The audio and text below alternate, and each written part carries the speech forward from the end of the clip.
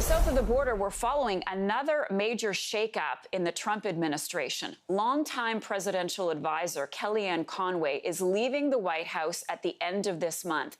In a resignation letter, Conway cited a need to spend more time with her 4 children and that it is completely her choice. Conway was Trump's campaign manager during his 2016 presidential campaign before becoming one of his most senior advisors. Kellyanne Conway's husband, George Conway, who's been an outspoken critic of the president, is also stepping back from politics. Now, Conway's announcement comes as Republicans kick off their 4-day convention in North Carolina and Washington. This is a live look at the convention getting underway in North Carolina this morning. Day 1 will feature several high-profile speakers, including former United Nations Ambassador Nikki Haley and Donald Trump Jr. Secretary of State Mike Pompeo and First Lady Melania Trump are slated to speak tomorrow. Vice President Mike Pence will deliver his speech Wednesday.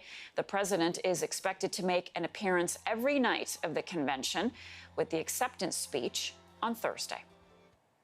Joining me now is Natalie Jennings. She's the editor of The Fix at The Washington Post. Natalie, good Monday morning to you. So let's begin with this news. Breaking late yesterday, Kellyanne Conway leaving her key position in the administration.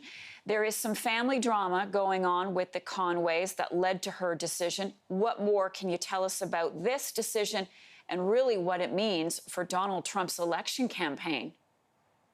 That's right. Kellyanne Conway issued a statement last night saying this was a decision based on family. I think a lot of people can relate to having heightened family drama when we're all home together. And the Conways we have seen play out a little more publicly than most. Even their daughter has engaged on social media and talked about this some. And that took a turn over the weekend, we saw, and that resulted in this announcement Sunday night. It is really hard to envision a Trump administration without Kellyanne Conway. Outside his family, this is really the most consistent surrogate we've seen from President Trump. And here we are, just over 2 months away from his election, and she will not be appearing anymore. It's pretty shocking. Yeah, their daughter on Twitter saying yesterday that she wanted to emancipate from her parents, and she had some pretty choice words for her mom's boss. So this is a big deal. Now, she's expected to speak this week. Is she still making her speech at the Republican National Convention? She is. She's expected to make her speech. She's got interviews set up. So I think she'll be out messaging for President Trump up until probably the end of this week. But there's no sign that, she will. This is maybe her farewell tour. I think that she said that she will announce her future plans at some point. But for now, she's got 4 children and is stepping back from a public role for the time being. Okay, so we heard last week from the Democrats at their convention a message of unity and that Joe Biden is an empathetic, really all-around nice guy and what the United States needs right now. What's going to be the focus this week for the Republicans? So typically, presidents are going out to make the case that they have done, pointing out the good things that they have done, saying how their second-term agenda is going to proceed from that based on what they've already done. President Trump is saying that he will paint an optimistic tone. He called what Democrats did, or his surrogates have called what Democrats did, painting a grim picture. He wants to talk about what he has achieved.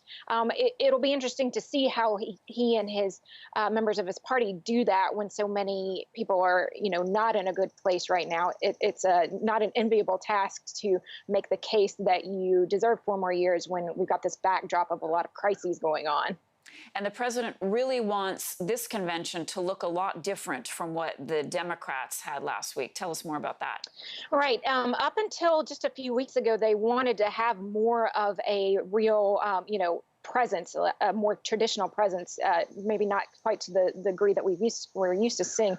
Now, they still are maybe a little more akin to what we have seen in the past than the Democrats were. There was a couple of 100 people gathered in North Carolina to carry out convention business. But most of the events, most of what we'll see in primetime evening programming is going to happen in satellite events, not in Charlotte, but in Washington, D.C., big speeches taking places in different places. So more like what Democrats did last week. Natalie Jennings, she's the editor of The Fix at The Washington Post. Natalie, thanks so much.